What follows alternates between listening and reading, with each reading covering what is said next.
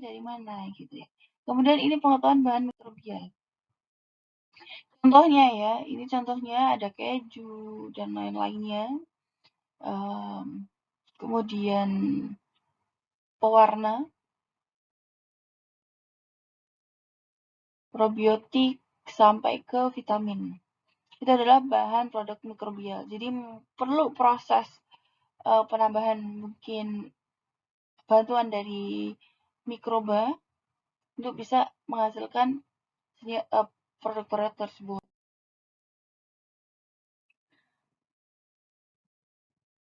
Yang menjadikan titik kritis bahan mikrobia itu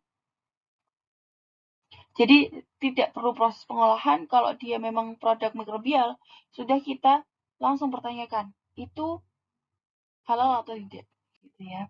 Kemudian titik kritis dari produk mikrobial jelas haram dalam Al-Quran. Yang jelas haram yaitu khamr ya. Yang jelas haram itu khamr. Khamr itu alkohol. Prosesnya perlu proses fermentasi ya itu.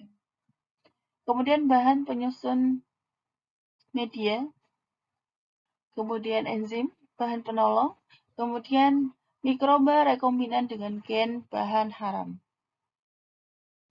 Kalau sekarang itu kan ada produk-produk rekombinan, jadi untuk memperbaiki produk tersebut jadi lebih baik lagi, jadi ditambahkan suatu gen rekombinan sehingga produk tersebut bisa lebih baik. Contohnya misalnya kalau gini ya, misalkan semangka. Semangka itu kan asli ada bijinya ya, tapi kalau ada sekarang itu dikembangkan semangka yang tidak ada bijinya. Nah, itu kan termasuknya merekayasa genetika dari pohon atau tanaman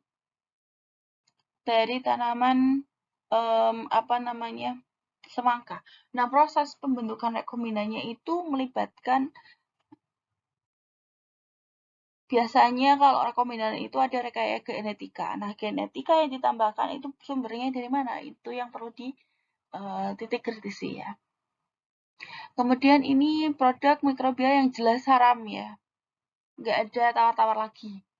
Ini memang sudah mau sumbernya dari mana aja udah termasuk haram gitu ya. Ini salah satunya minuman beralkohol atau khamar.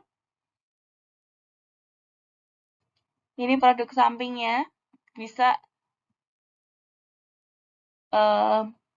sama yang semuanya yang ada yang ini ya alkohol semuanya itu termasuk haram. Kemudian digunakan sebagai bahan penyusun flavor dan juga sering digunakan dalam industri pangan, obat-obat dan kosmetika. Jadi kalau yang mengandung alkohol itu sudah pasti haram. Nah, ekstraksi kalau kita biasanya ekstraksi menggunakan alkohol. Bagaimana produk kita nanti? Halal atau tidak? Tapi karena memang pengambilannya harus menggunakan alkohol, kemudian kita uapkan lagi, jadi itu nggak masalah kalau yang mengatakan seperti itu. Nah, tapi kalau misalkan kita sesuai syariat, kita harus teliti dulu. Alkohol yang kita gunakan untuk ekstraksi itu masih ada atau tidak. Nah, itu harus dicek lagi. Kalau memang alkoholnya sudah habis 0%, ya berarti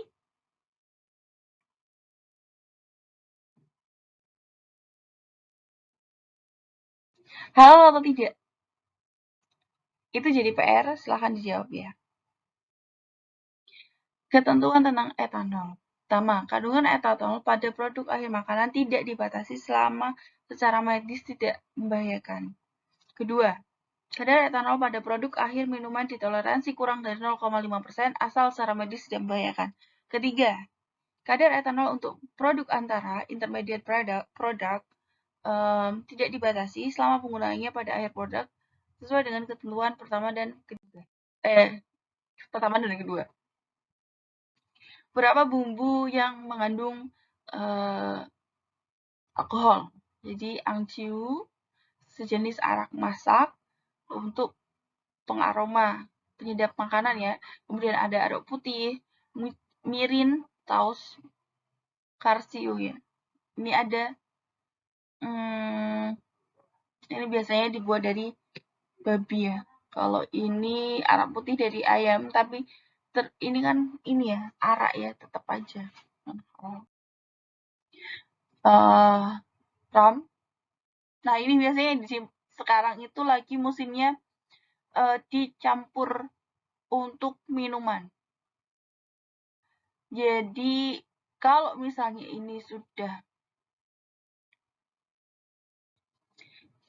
jelas ya, kalau dari fatwa MUI, ram ini hukumnya haram. Berlaku juga yang sintesis juga. Nah, ini yang perlu kita cermati selama ini kita ini ya, mungkin kalau beli di minuman-minuman kekinian kan ada ya dicampur ini. Mungkin ini yang perlu kita cermati lagi ya, teman-teman.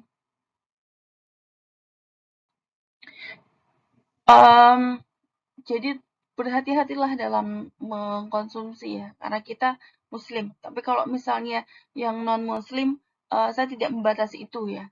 Tapi kalau untuk pengetahuan di mata kuliah ini, bahwa ram itu termasuk haram, karena berasal dari fermentasi alkohol.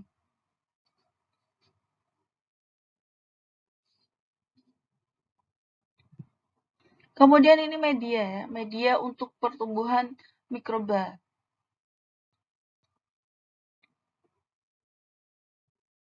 Ini pertama, jika diperoleh tanpa pemisahan dari media, contohnya kecap, yogurt, tempe, mokaf, kefir itu ya, yang apa sih namanya, dari seperti keju, tapi bukan keju ya, itu dari susu juga, yang biasanya sekarang itu digunakan untuk ini apa namanya, kecantikan, untuk masker gitu. Kemudian juga tape.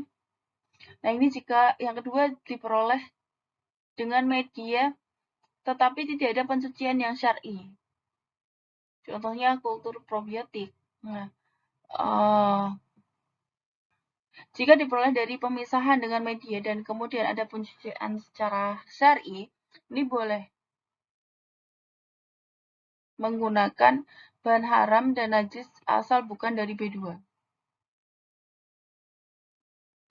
Jadi kalau produknya itu bisa nanti hasil akhirnya adalah memisah dengan medianya dan kemudian dilakukan pencucian, itu boleh gitu ya.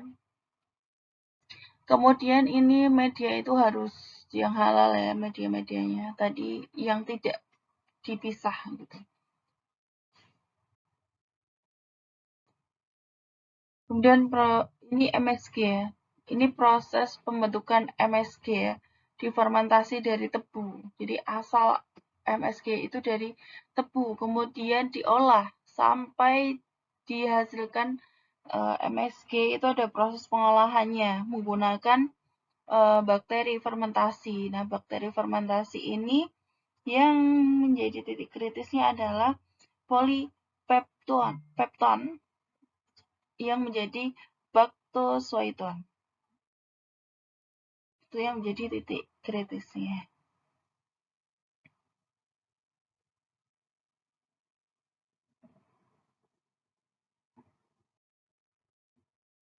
Ini yang dimaksud pencucian syar'i pada produk mikrobial. Ada dua pencucian. Yang pertama pengucuran, yang kedua perendaman. Jadi kalau pengucuran itu digerojok ya dengan air mengalir ke produknya sampai dirasa oh sudah hilang. Kemudian perendaman dilakukan dengan perendaman dengan air, kemudian ini ya dibuang kembali dan diulang beberapa kali. Catatannya adalah yang perlu diperhatikan, proses pencucian dilakukan hingga hilang sifat najis, sehingga harus dilakukan verifikasi setelah pencucian untuk membuktikan hilangnya bau dan warna dari najis. Cara verifikasi dapat ditentukan sendiri oleh perusahaannya. Oke, kita lanjutkan lagi, yaitu pengetahuan terkait bahan-bahan lainnya ya. Kalau bahan lain-lain, itu bisa bahan tambang, bahan sintetik, atau campuran. Nah, kalau misalkan bahan tambang ya diperoleh dari proses penggalian langsung, itu tidak perlu kita cermati. Tapi kalau misalnya bahannya sintetik atau bahan campuran, apalagi bahan campuran berarti bisa mengandung senyawa sintetik, sehingga perlu kita cermati lagi atau perlu kita identifikasi lebih lanjut. Nah, kalau misalnya itu sintetik, ada organik dan non-organik. Kalau itu organik, berarti langsung itu kita harus cermati lagi dari bahan-bahan yang halal atau tidak. Kemudian non-organik, kalau non-organik mengandung bahan penolong atau tidak. Kalau ada bahan penolongnya, itu yang jadi titik kritis kita, bahan penolongnya. Kalau misalkan tidak, ya udah. Berarti tidak perlu dilakukan lagi kehalalannya. Nah, contohnya seperti seasoning, perasa ya. Nah, ini misalnya MSG, maksudnya MSG ya. Kemudian ekstrak tanaman, contohnya oleoresin. Kemudian dari ekstrak hewan, misalkan beef, terus rempah-rempahan. Titik kritisnya sumber bahan baku dan fasilitas produksinya, gitu. Yang perlu kita cermati. Kemudian pewarna bentuknya bubuk atau cair berfungsi sebagai pemberi warna. Nah, natural coloring dapat bersumber dari tanaman dan hewan. Kalau dari tanaman mungkin itu ya, nggak perlu kita cermati. Nah, ini beberapa yang itu ya, bahan pewarna yang digunakan. Ini contohnya. Ini contoh pewarnanya dan ini sumbernya. Kemudian yang jadi titik kritisnya adalah sumbernya yang kita peroleh dari mana. Kalau misalkan fermentasi, perlu kita inikan lagi ya, perlu kita telusur lagi. Kalau ini pelarutnya, kemudian coating atau matriknya untuk meningkatkan stabilitas, atau emulsifiernya. Kemudian synthetic coloring, contohnya seperti brilliant blue, tartrazine, dan sebagainya. Starting material tidak kritis, tapi terkadang ditambah dengan aktif karbon dalam proses purifikasi. Jadi kalau bahan utama pembuat sintetiknya, ini ya, kalian kan sudah pernah belajar sintesis. Jadi starting material atau bahan bakunya untuk membuat pewarna ini biasanya tidak jadi titik kritis, tapi bahan dalam proses purifikasi. Untuk memperoleh pewarna ini kan diperlukan purifikasi menggunakan karbon. Nah, biasanya karbonnya diperoleh dari mana gitu ya. Itu yang jadi titik kritis.